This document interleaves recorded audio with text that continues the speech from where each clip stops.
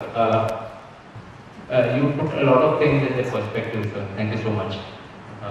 Next, we have Dr. Manjot Gautam, and Manjot is Associate Professor at Dr. D.Y. Patel Medical College. Sorry. And she is also very actively involved with us in our SIG on pediatric dermatology and ISPD. Manjot is going to talk on infections and their role in atopic dermatitis. Again, as we discussed, infections are very important, and there are very newer modalities where control of atopic is actually better. After Sir discussed the various treatment modalities, I'll be talking on atopic dermatitis and infections.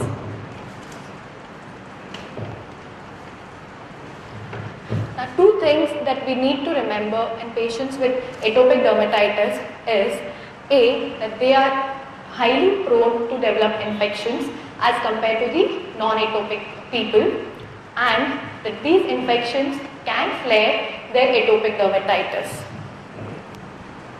Now let us see why these people with atopic dermatitis are more susceptible to infections. As Sir just now said, that patients with atopic dermatitis, they harbor or there is a colonization with the pathologic bacteria called as Staphylococcus aureus on their skin. So as high as 90% of these patients have these bacteria on their skin, and therefore these bacteria are just waiting for a chance to attack your skin and gain entry. In atopics, the barrier function is lost. At the same time, the skin is dry and very itchy. So these patients scratch, and as a result the skin breaks and the bacteria find an entry into the skin, and thereby this can cause infection. At the same time, these patients have a low immunity against infections. It could either be because of the disease per se, or because of malnutrition, or because of various immunosuppressive drugs that these patients may be taking. So, how infections can flare atopic dermatitis? Well, once the bacteria gain entry into the skin and cause an infection, they secrete certain toxins into the skin, and these toxins then attract inflammation and thereby they cause flare-up of atopic dermatitis. Now, what are the kinds of infections that these patients with atopic dermatitis are prone to? As I mentioned earlier, they are prone to develop infections with a bacteria called as Staphylococci. They are even prone to infections, various viral infections. The commonest and the most important of them is herpes simplex. Commonly we call them as fever blisters. Now, herpes simplex in patients with severe atopic dermatitis can affect the entire skin, and sometimes it can even be life-threatening. So we need to be aware of this infection. Majority of the children are prone to develop molluscum contagiosum and warts, but children with atopic dermatitis are more prone. Sometimes adult patients, even if we give them treatment, we give them various antibiotics, they do not respond. So in these patients, even fungal infections like Malassezia yeast and even Candida could be playing a role in causing flare-up of atopic dermatitis. Now these are the various reasons that sometimes when we take a patient of atopic dermatitis with a flare to the dermatologist, they generally prescribe antibiotics. It is basically to control the infection and reduce the flare in these patients. Now, after having learned what are the different infections that atopics are prone to, what are the measures that we can do to reduce the risk of infections? Whereas Dr. Rajesh Jadhav pointed out that we should be avoiding long and hot baths, and twice a day bath is generally recommended because in Bombay we have a humid climate, so there is accumulation of sweat. At the same time, even dirt gets accumulated throughout the day. So generally we recommend twice a day bath to remove the sweat and dirt from the body. We also recommend that it should be a short bath, say about 5 to 10 minutes, with lukewarm water, and mild cleansers should be used. Bleach bath. Now, bleach bath is being practiced in the West, but this is a new concept in India. So we dermatologists in India are now recommending bleach bath even in our patients with atopic dermatitis, and generally it is recommended twice a week. Now, various studies have shown that bleach bath, it prevents staphylococcus infections in patients with atopic dermatitis. In fact, there are studies which have shown that it improves the outcome in patients with atopic dermatitis. Now, what is used? How do we give a bleach bath? The bleach bath that we use, the bleach that we use in a bleach bath is a household liquid bleach. It contains 6% sodium hypochlorite. Now, the concentration that we use in a bleach bath is so low that it can be used safely even in raw areas. So, parents need not be apprehensive that it may burn the raw areas. In fact, the concentration is even milder than the chlorine that is used in the swimming pool. So, how do we prepare a bleach bath? Generally add 1 teaspoon of the bleach, liquid bleach, to 20 liters, that is a bucket of water. This is for infants and children, and for adults we generally use 3 teaspoonful of bleach in a bucket of water, and if we are using a tub, it is 1/4 cup of bleach for children in a tub full of water, and for adults it is half a cup. So after preparing a bleach bath, we then ask to soak the affected area into the bleach bath, say around 5 to 10 minutes, and then rinse off with fresh water. Then pat dry the skin and apply moisturizers liberally over the skin. However, points which we need to remember here are that we should not be using concentrated bleach, or we should not be applying the bleach directly on the skin, as both these situations can cause irritation on the skin. Do not immerse the head, as well as avoid contact with the eyes. Now, next, coming to hand washing. Now, this is a very simple and effective way to get rid of the germs and prevent infections. So, what are the points that we need to remember while washing the hands? Yes, regular washing of hands with soap and water is very beneficial before and after certain activities. Say before and after having food, after using the toilet, or when there is obvious dirt on our hands.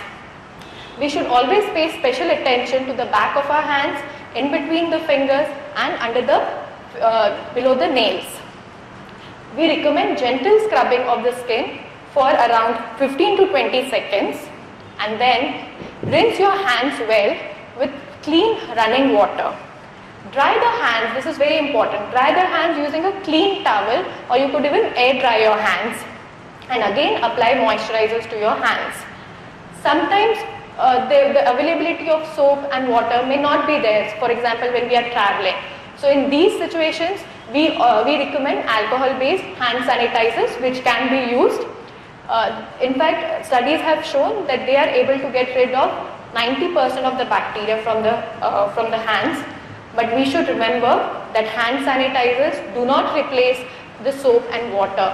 If the hands are obviously dirty, I would recommend that we use soap and water rather than the sanitizers. And one risk associated with these sanitizers is irritant contact dermatitis. In fact, for this reason, many of the companies are now coming out with moisturizer-based hand sanitizers. Now, how do we recognize the signs and symptoms of infections in patients with atopic dermatitis? Well, early recognition of infections is very, very important so that we can seek medical advice at the earliest and prevent a flare-up of atopic dermatitis. So, if we see pus-filled blisters or a pus discharge, purulent discharge from a lesion, okay, or if there is honey-colored crust, this is highly suspected of infection in a patient with atopic dermatitis, and therefore these patients should be brought to the dermatologist at the earliest. Next, if there is excessive oozing, if there is discharge from the lesions called as weeping eczema, this could be another symptom of infection. Swelling or inflammation. Sometimes the affected part may become swollen and red, and on palpation, on feeling it, it feels warm and it is painful and tender. Now, all these are signs of inflammation and they are strongly suggestive of infection. High-grade fever, we all know, is a sign of infection, and such patients should be brought to the dermatologist. Now, how do we recognize herpes infection in patients with atopic dermatitis? As I mentioned earlier, herpes virus can be very dangerous in patients with atopic dermatitis to the extent that in certain cases it can even be life-threatening. So it is very important to recognize herpes infection in these patients. So here we see multiple small grouped blisters on a red base. So such patients we should immediately get to the doctor, and to prevent herpes simplex infection we generally recommend that atopics should be kept away from patients who have cold sores. As I mentioned earlier that patients with atopic dermatitis harbor staphylococci on their body, and the commonest site where they harbor this bacteria is the nose, and this could be one of the causes of recurrent boils and recurrent infections that these atopics get. In spite of we giving them oral antibiotics, the infection comes back again. So we need to eradicate these bacteria from the anterior nares. So we recommend application of mupirocin ointment to the anterior nares twice a day for 5 days in a month for around 12 months. This is very useful in eradicating this infection from the nose. So finally, I would like to conclude by saying that yes, atopic dermatitis patients are more susceptible to infections which can flare atopic dermatitis, and this can result in complications. So early recognition of these infections is very important in patients with atopic dermatitis so that they can seek early medical advice and prevent such complications. Thank you.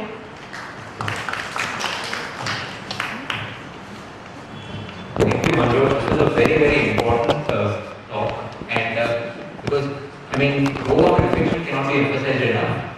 And a new thing that is coming into play, apart from bleach baths, which unfortunately for various reasons we are not able to use so much in our practice, very soon we may all come across bleach-based cleansers, bleach-based body washes. So you just apply the bleach-based body wash all over the body, keep it for 3 minutes, and gives you almost the same effect of a bleach bath. So this is already made internationally by a company. It's not long before we should be seeing it in India. So we should be seeing bleach-based body washes very soon.